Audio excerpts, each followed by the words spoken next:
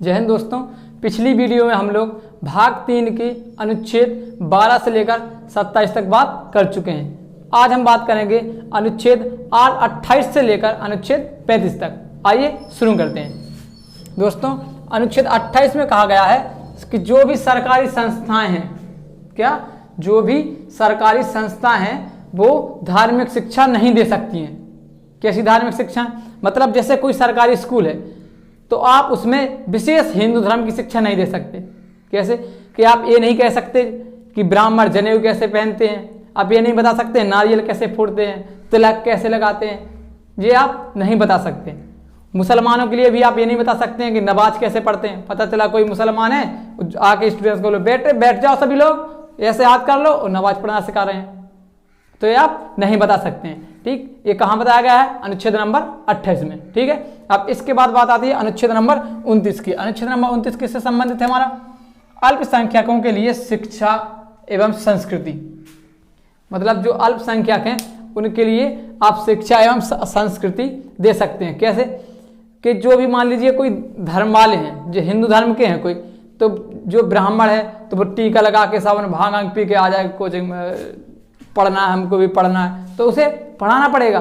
कोई मुसलमान है टोपी लगा के आ गया तो वो भी पढ़ेगा, उसे हम भगा नहीं सकते। ठीक, हाँ स्कूल में वो यूनिफॉर्म अलग है सबको समान दिखाने के लिए, कि नहीं तो लड़की तो फिर जानते हो आप लोग कुछ भी पहन के चले जाएंगे, ढीला ढाला, कोई अलग टाइप का डिजाइन कोई पोत के चले जाएंगे। ठीक, इधर बाल छुट्टा है चुड़ैल की तरह लगेंगे। तो इसीलिए वो एक सबको समान दिखाने के लिए, कोई बड़े आदमी का लड़का है तो अलग ही टाइप का पहन, इधर से खुला है, इसे पुष्पा भाऊ बन के आ रहा है। ठीक, कोई गरीब है वो अपना अलग, तो इसलिए वो एक ड्रेस बनाई गई सबको समान दिखाने के लिए कि चाहे जो अमीर हो या गरीब सब एक से दिखें। ठीक है, तो इसमें क्या है, जैसे मान लीजिए कोई बौद्ध धर्म वाला है, ठीक, कोई जैन धर्म वाला है, आ गया श्वेतांबर का है तो पूरे श्वेत कपड़े पहन के आ गया, तो उसे भी शिक्षा देनी पड़ेगी। आप ये नहीं कह सकते नहीं भागो, नहीं दे रहे तुमको, पहले ये कपड़े पहन के रहो, तो ऐसा नहीं कह सकते आप। ठीक, कोई मान लीजिए दिगंबर वाला है, बगैर कपड़ों के ही आ गया, तो उसे भी शिक्षा में देनी पड़ेगी। ठीक, तो ये किसमें बताया गया? अनुच्छेद नंबर 29 में। और अगर जैसे कोई दिगंबर वाला आ गया, ठीक, बगैर कपड़ों के, और सभी लोग कपड़े पहनकर बैठे हुए हैं, तो उसको अजीब फीलिंग आएगी अंदर ही अंदर कि वो ही अकेला अलग अजूबा टाइप का लगेगा। तो वो चाहे तो अनुच्छेद 30 के तहत अपनी संस्थाएं खोल सकता है। ठीक, कि वहां दिगंबरों को शिक्षा देगा वो। ठीक है, तो वो अपनी संस्थाएं खोल सकता है। ये किसमें कहा गया है? अनुच्छेद नंबर 30 में। ठीक, अब इसके बाद आती है अनुच्छेद नंबर 31 के, बहुत इंपॉर्टेंट है ये, संपत्ति का अधिकार। ठीक है, अनुच्छेद नंबर 31 में क्या बताया गया है? संपत्ति का अधिकार। संपत्ति का अधिकार क्या है? इसे 44वें संविधान संशोधन द्वारा हटा दिया गया है और इसे कानूनी अधिकार बना दिया गया है। क्यों बना दिया गया है? क्या जरूरत पड़ी इसकी? क्या होता था कि जैसे सड़क निकलनी है कहीं से, ठीक, तो कुछ खेत वाले मान जाते थे, किसी के बीच में खेत आ गया वो कह रहा नहीं हम नहीं देंगे, इतना सही टुकड़ा है मान लीजिए फिक्स, उसका जितनी रोड की नाप है उतनी है उसकी जगह, उसकी लागत है मान लीजिए 50-60 हज़ार रुपये, 1 लाख है, मांग रहा है 20 लाख रुपए, नहीं इतने में देंगे, नहीं तो नहीं देंगे। तो दिक्कत पड़ती थी पहले, रोड पतरा ऐसे ऐसे ऐसे, कोई चला के सड़क पे जा रहा है कि नागिन बन रहा है। ठीक है, तो दिक्कत आती थी। इसीलिए सरकार ने क्या कहा कि अब आपका ये मूल अधिकार नहीं बचा। कौन सा अधिकार हो गया? कानूनी अधिकार। अगर अब आप सरकार ने कह दिया इसके 1 लाख रुपए मिलेंगे, आप कहोगे नहीं 5 लाख से नहीं, तो जमीन भी जाएगी और पकड़ के अंदर भी डाल देंगे, क्योंकि सड़क तो सीधी बनानी पड़ेगी। ऐसा थोड़ी ना ऐसे ऐसे जाओगे चलाते, एक्सीडेंट हो गए कोई कहीं तो पागल हो जाएगा चलाते चलाते। ट्रक वाला कोई लंबी लेके आ गया, लड़की, भाई साहब अगर लड़की स्कूटर चला रही पता नहीं कहाँ कहाँ गिरेगी, हर मोड़ पे गिरेगी, खोपड़ा फूलेगी, कितने एक्सीडेंट करवाएगी पता नहीं। पता चला ऐसे जा रही, कोई सामने चले जा रहा है बूढ़े चाचा जी या कोई ठोक देगी तेरी, तो दिक्कत। ठीक है, लड़कियों की तो पूछो ही ना। ठीक है, अब इसके बाद अब बात आती है अनुच्छेद 32। इसमें क्या है? संवैधानिक उपचारों का अधिकार।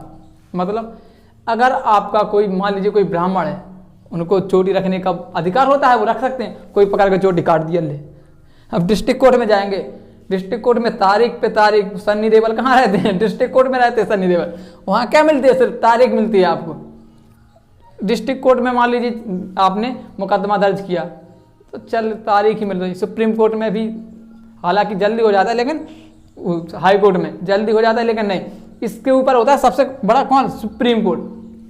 आप वहां पर किसके तहत जा सकते हैं, अनुच्छेद 32 के तहत। ये अनुच्छेद 32 एकमात्र ऐसा अनुच्छेद है कि जो कहता है कि आप डायरेक्ट सुप्रीम कोर्ट जा सकते हैं।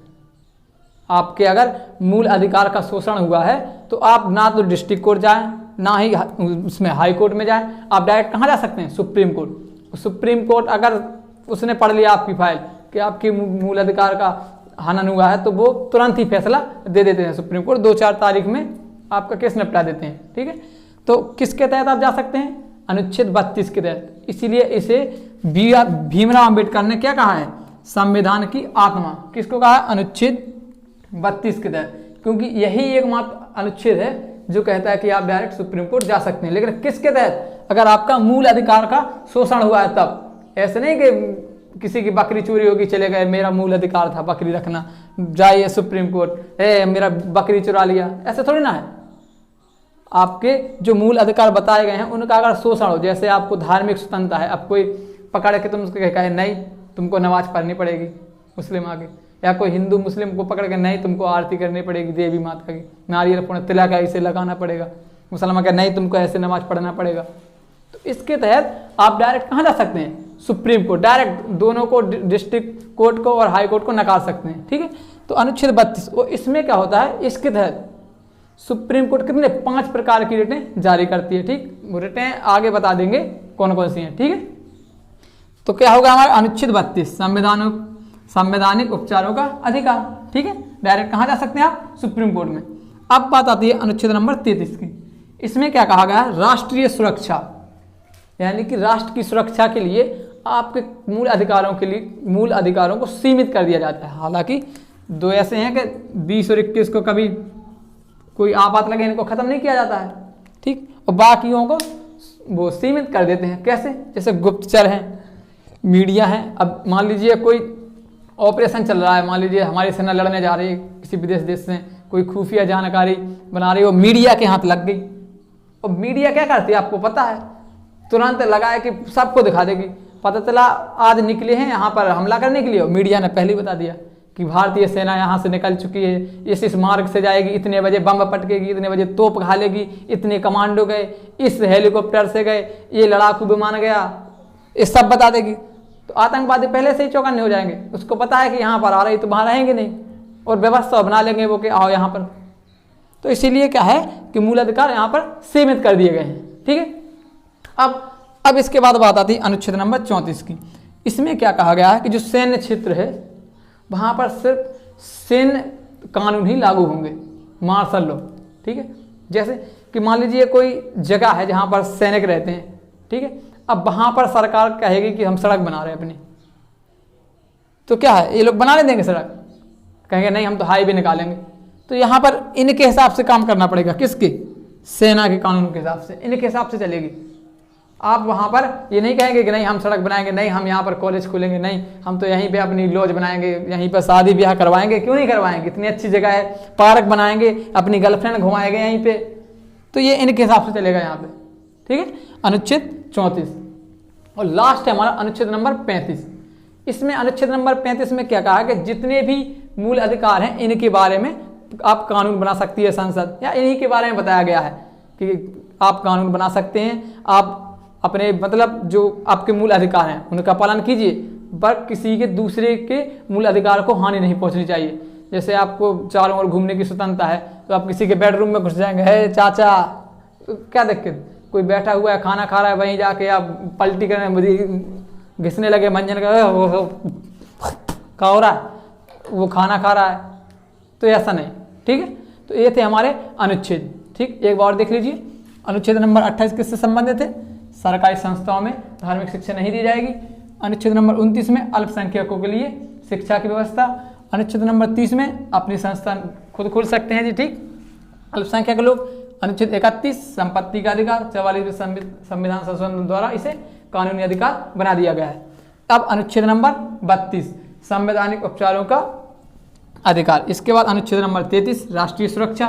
ठीक, और इसके बाद अनुच्छेद नंबर 34 सैन्य क्षेत्र में सैन्य कानून लागू, अनुच्छेद 35 में सभी की बात की गई है। ठीक, अब आइए एक नज़र और देख लेंगे कौन सा अनुच्छेद कहाँ से लेकर कहाँ तक किससे संबंधित है। ठीक है, इसके आगे देखिए क्या है, आइए शुरू करते हैं। इसके आगे देखिए समानता का अधिकार, मतलब जो समानता का अधिकार है किस अनुच्छेद से लेकर कहाँ तक है, तो अनुच्छेद 14 से लेकर कहाँ तक है, 18 तक। ठीक, समानता का अधिकार मतलब 14, 15, 16, 17, 18 जितने भी अनुच्छेद हैं इसमें क्या बताया गया है, समानता का अधिकार। ठीक, अब इसके बाद स्वतंत्रता का अधिकार, ये कहाँ से कहाँ तक है, 19 से लेकर 22। ठीक है, ये कहाँ 19 से लेकर 22 तक क्या है, स्वतंत्रता का अधिकार। अब शोषण के विरुद्ध अधिकार कहाँ तक है, 23 से लेकर 24 तक। शोषण के विरुद्ध मतलब कोई आपका शोषण तो नहीं कर रहा है। ठीक है, कहाँ से कहाँ तक है, 23 से लेकर 24 तक। अब धार्मिक स्वतंत्रता का अधिकार कहाँ है, 25 से लेकर 28 तक, मतलब धार्मिक स्वतंत्रता, आप अपने धर्म को, किसी भी धर्म को अपना सकते हैं, ये आपके ऊपर है। आप चाहे तो मुस्लिम धर्म को अपना सकते हैं, इस्लामिक, आप चाहे तो हिंदू धर्म को, सनातनी धर्म को, सिख धर्म को, ईसाई, कुछ भी, ये आपकी स्वतंत्रता है। ठीक है, आप कोई भी, आप चाहे तो कुछ भी, मतलब कोई भी धर्म अपना सकते हैं, कोई रोक टोक नहीं है। इसके बाद अब बात आती है शिक्षा संस्कृति का अधिकार, कहाँ से कहाँ तक है, 29 से लेकर 30 तक। ठीक, संपत्ति का अधिकार 31 में बताया मैंने, और संवैधानिक उपचार 32 और राष्ट्रीय सुरक्षा 33। तो अब बताइए आप, क्या संपत्ति का अधिकार वर्तमान में मूल अधिकार है, नहीं है। अब इसे क्या बना दिया गया है, कानूनी अधिकार। कौन से अनुच्छेद में रखा गया है, 300 का में। ठीक है दोस्तों, तो ये थी आज की वीडियो, मिलते हैं नेक्स्ट वीडियो में, धन्यवाद।